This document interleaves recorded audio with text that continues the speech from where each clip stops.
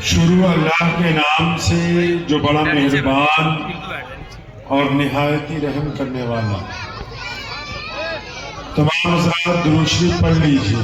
اللہم صلی علی محمد وعلی آل محمد کما صلیت علی ابراہیم وعلی آل ابراہیم انک حمید مجید۔ اللہم بارک علی محمد وعلی آل محمد کما بارکت علی ابراہیم وعلی آل ابراہیم انک حمید مجید۔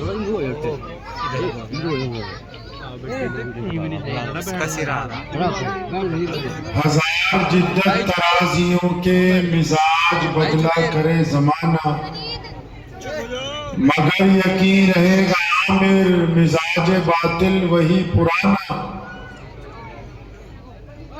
عروج سے باخبر نہ ہوگی کبھی حیات منافقانہ، زبان اسلام کا وظیفہ مگر خیالات کافرانہ۔ ہماری پستی کی انتہا کیا، ہماری ذلت کا کیا ٹھکانہ، ہماری پستی کی انتہا کیا، ہماری ذلت کا کیا ٹھکانہ۔ گناہ تو پھر گناہ ٹھہرے، عبادتیں بھی مجرمہ۔ آپ دونوں پیچھے آ جائیں، وہاں جڑ جائیں۔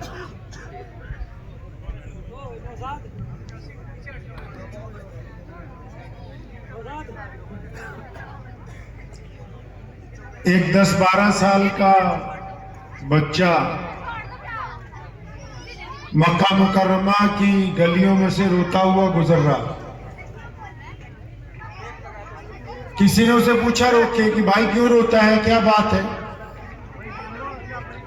تو کہنے لگا کہ میرے والد کا انتقال ہو گیا، 4-5 سال سے میں یتیمی کا وقت گزار رہا ہوں اپنی ماں کے ساتھ۔ میری ماں لوگوں کے گھروں میں برتن دھونے جاتی ہے، صفائی کرنے جاتی ہے، اس کے کپڑے پھٹ گئے۔ آج اپنے چچا کے گھر میں گیا تھا کہ لباس کی ایک چادر مل جائے تاکہ میں اپنی والدہ کے کپڑے سلوا سکوں۔ تو کہنے لگا چچا نے ڈانٹ کے بھیج دیا ہے واپس، میں بڑا پریشان ہوں۔ تو جس صاحب نے اس کی یہ قصہ سنا تو ایک نیک مشورہ دیا، کہنے لگا وہ بیت اللہ میں جو اللہ کا گھر ہے، خانہ کعبہ ہے، اس کے ساتھ ٹیک لگا کے جو روزانہ بیٹھتے ہیں، جن کو لوگ اللہ کا نبی کہتے ہیں،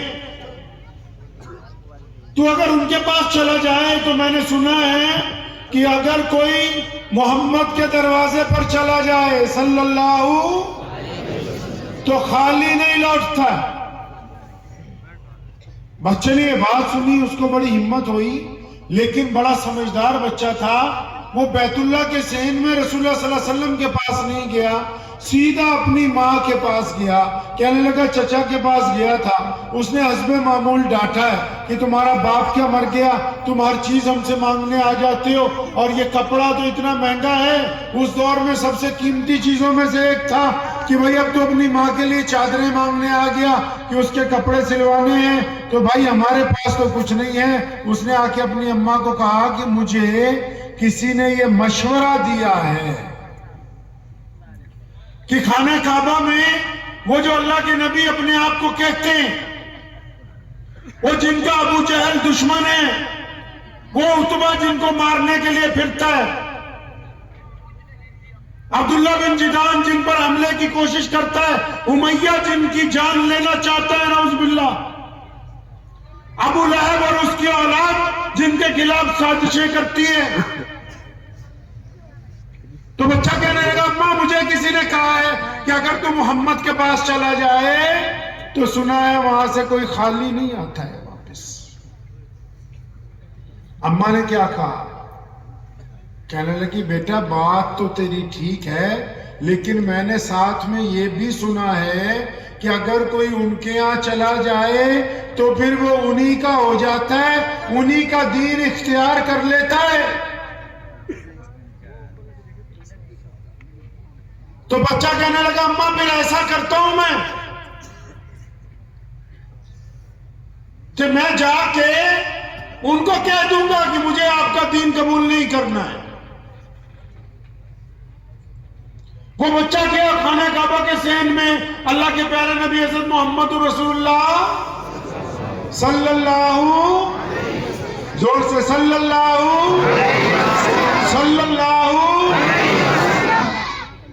خانہ کعبہ کے صحن میں اللہ کے پیارے نبی حضرت محمد صلی اللہ علیہ وسلم بیٹھے ہوئے ہیں۔ ہے کوئی ایسا کائنات میں، نہ رسول اللہ سے پہلے نہ رسول اللہ کے بعد، کوئی ایسا نہیں جس کے پاس جا کے کوئی یہ کہے کہ سنو جی اس بچے نے کیا کہا رسول اللہ کو جا کے، نہ سلام نہ دعا نہ خیریت نہ اپیل نہ دلیل، سیدھا جا کے کیا کہہ رہا ہے؟ کہنے لگا سنو میری بات، میں جو آپ کے پاس آیا ہوں نا، مجھے کوئی اپنا کام ہے، لیکن میں آپ کا دین قبول نہیں کروں گا، میں آپ کو نہیں مانوں گا، میں آپ کی بات نعوذ باللہ نہیں سننا چاہتا، میں تو اپنی حاجت کے لیے آیا ہوں۔ ہے کوئی ایسا مولوی؟ ہے کوئی ایسا پیر؟ ہے کوئی ایسا شیخ الحدیث جس کو بندہ جا کے پہلے کہہ دے کہ میاں میں تجھے نہیں مانتا؟ ہے کوئی ایسا پردھان؟ کوئی ہے ایسا چودھری، کوئی ایم ایل اے، کوئی بڑے سے بڑی وزارت کے اوپر بیٹھا ہوا بندہ، کوئی دنیا کا طاقتور آدمی جس کے پاس کوئی کام کروانے کے لیے جائے اور جا کے پہلے یہ بات کہہ دے کہ سنو جی میں تمہیں تو نہیں مانتا جی؟ آج کل تو ہم نے جن کو اپنا پیر بنا رکھا ہے ان کے آگے تو پہلے تو آواز ہی نہیں نکلتی تمہاری، حلق میں پھنس جاتی ہے ذہنی غلامی کی وجہ سے۔ نکلے گی بھی تو یہ نہیں کہہ سکتے کہ جی میں تو آپ کی فلاں بات سے متفق نہیں۔ کہہ دو گے تو جو ساتھ میں چیلے ہیں وہی اٹھا کے پہلے باہر پھینک کے آئیں گے کہ اسے باہر نکالو۔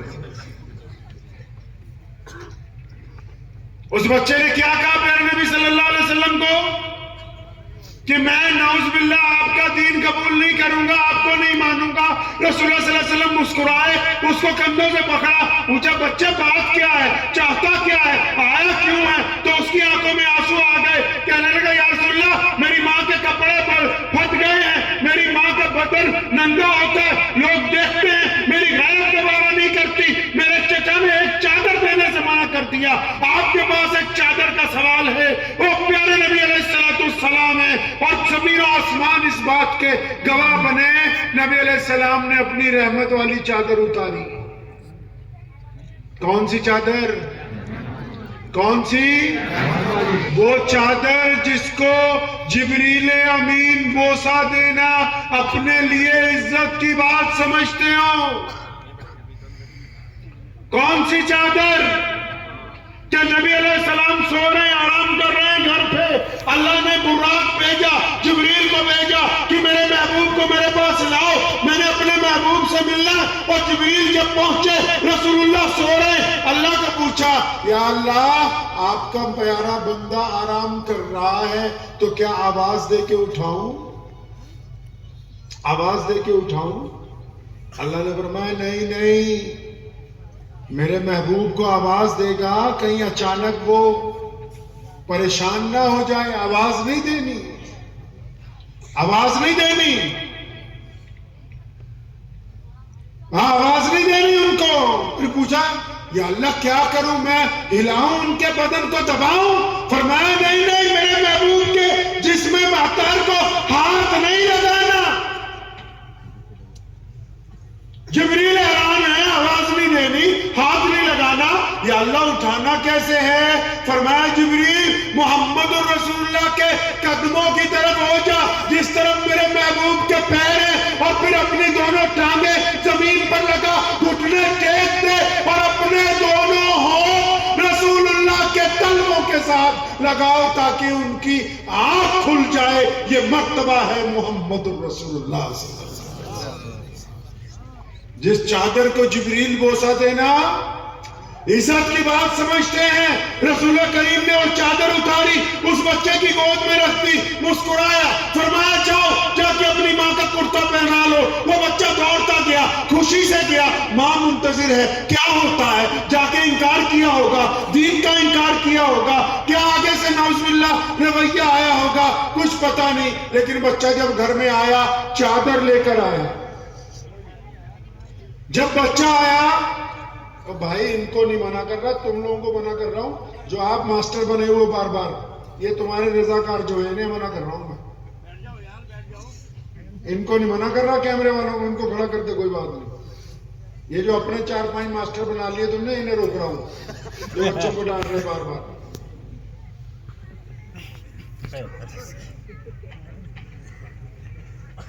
تو بچے نے جب چادر لا کے اپنی ماں کے سر پر ڈال دی, جب چادر اپنی ماں کے سر پر ڈال دی تو اماں نے کیا کہا, اماں کی آنکھوں میں آنسو آ گئے اور اس نے تاریخی بات کہی. کہنے لگی میرے پترا, میرے بیٹے, میرے بچے جو دوسروں کی عزتیں ڈھانپتا ہو وہ یقیناً اللہ کا سچا رسول ہے. چل ہم کرتا بعد میں سلوائیں گے, رسول اللہ کی غلامی کو پہلے اختیار کریں گے. ایک بندہ ہے بھائی, یہ جو لوگ دوسروں کو نصیحت کر رہے ہیں بس انہی سے گزارش ہے کہ چپ ہو جاؤ. بس بھائی آپ کو بھی نہیں کہا, یہ کون بول رہا ہے, بس نصیحت والوں کو ہی کہہ رہا کہ چپ ہو جاؤ 5 منٹ. ایک تو جلسے والوں نے پہلے 2 گھنٹے لیٹ ہو گئے ہم, اور اوپر سے آپ لوگ اب ایک دوسرے کو بٹھا رہے ہیں. کوئی بات نہیں, جو جیسے ہیں ویسے رہے, کوئی پابندی نہیں. اپنے مزاج کو دینی بنا لیجئے, پہلی بات اب آپ سمجھ لیجئے. ہم نے نبی علیہ السلام کو جانا نہیں ہے, پہچانا نہیں ہے.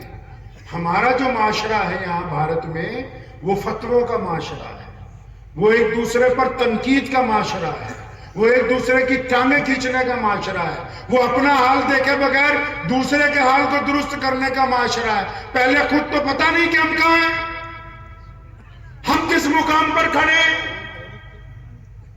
جو باتیں آپ کے سامنے عرض کی جا رہی ہیں پیارے نبی حضرت محمد رسول اللہ کی سیرت ہے, اور رسول اللہ کی سیرت کے وہ پہلو ہیں جن کی گفتگو نہیں ہو رہی, جن کی ضرورت ہے, جن پر بات ہی نہیں ہو رہی. ہم کیا باتیں کر رہے ہیں کہ پاجامہ ٹکنوں سے اونچا ہونا چاہیے, ہم کیا باتیں کر رہے ہیں کہ مونچھیں باریک ہونی چاہیے, ہم کیا باتیں کر رہے ہیں کہ نیت یہاں باندھنی ہے کہ نام کے اوپر باندھنی ہے. اور رسول اللہ کا جو مقصد ہے, اسلام کی جو ضرورت ہے, اسلام نے جو دنیا کے سامنے انقلابی پیغام رکھا ہے وہ ہمیں دور دور تک پتہ نہیں. ہم تو ابھی بہت نیچلی سطح کے اوپر جا کے صرف ایک دوسرے کی ٹانگیں کھینچنے میں لگے ہوئے, پتہ ہی نہیں کہ اسلام ہے کیا ہے,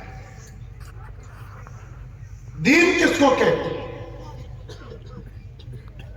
دین اگر پوچھنے لگ پڑے کسی سے بھی دین کیا ہے, بہت سارے لوگ خاموش ہو جاتے ہیں کہ جی مولوی صاحب کو پوچھ کے بتائیں گے. بھئی اسلام کیا ہے, مذہب کیا ہے, مذہب کہتے ہیں کس کو ہے, رسول اللہ صلی اللہ علیہ وسلم نے کون سا دین ہمیں عطا فرمایا, اس کی کیا, اس کا مقصد کیا ہے.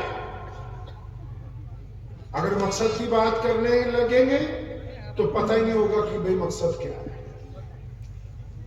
اب مقصد آپ کو اور کسی بھی ساتھی کو پوچھے کہ بھئی اسلام کا مقصد کیا ہے, تو بہت ہی شاید کچھ 1-2 لوگ ہوں جو اس بات کو سمجھتے ہوں کہ اسلام کا مقصد آخر ہے کیا, اسلام ہم سے کیا چاہتا ہے, نبی علیہ السلام ہم سے کیا چاہتے ہیں. 2 چیزیں ہیں دین میں, تسلی سے سمجھ لیجئے. بہت دور دور سے آئے ہیں آپ لوگ, پورے الگ الگ گاؤں سے, دیہات سے, اور یہ اتنا خوبصورت پنڈال مدرسے والوں نے سجایا ہے. ماشاءاللہ کئی دن سے اس کی محنت کی ہے مولانا نے, ان کے ساتھیوں نے. اور مجھے تو یہ بھی پتہ لگا یہاں ایک کمیٹی بنی ہوئی ہے شراب سے رکنے کے لیے. بڑی خوشی ہوئی مجھے, بات ملی عباس صاحب نے اور ڈاکٹر ممتاز صاحب نے بتائی, مجھے بڑی خوشی ہوئی یہ سن کے. بنیادی باتیں پہلے دین کی سمجھ لیجیے. 2 چیزیں اسی پنڈال سے سمجھنے کی شروعات کریں. اگر یہ اسٹیج اتنا اونچا نہ ہوتا، نیچا ہوتا تو کیا میں آپ سے بات کر سکتا تھا؟ اور کچھ عقل لگا کے جواب دینا پورا. ہاں جی، اگر یہ اسٹیج 2-4 فٹ نیچا ہوتا تب ہم اس پہ بیٹھ کے تقریر کرتے تو آپ کو آواز آ جاتی؟ بولو جی، آ جاتی نا. اگر یہ ادھر والا شامیانہ نہ لگاتے، کھلا ہوتا، تو آپ تب بھی بیٹھ جاتے؟ او بولو بھائی. اچھا، اگر یہ کرسیاں نہ رکھتے، قالین ہی ہوتا تو بیٹھ سکتے تھے؟ بیٹھ سکتے تھے؟ اچھا، یہ جو بریلوی اذان دیتے ہیں سنی بھائی ہمارے، اذان ہو جاتی ہے؟ اور بولو، ڈرو نہیں، ہو جاتی ہے. ہو جاتی ہے اذان؟ اچھا، اب یہ جو ایسے کر کے نماز پڑھتے ہیں، رفع دین کر کے، ان کی نماز ہو جاتی ہے؟ جی،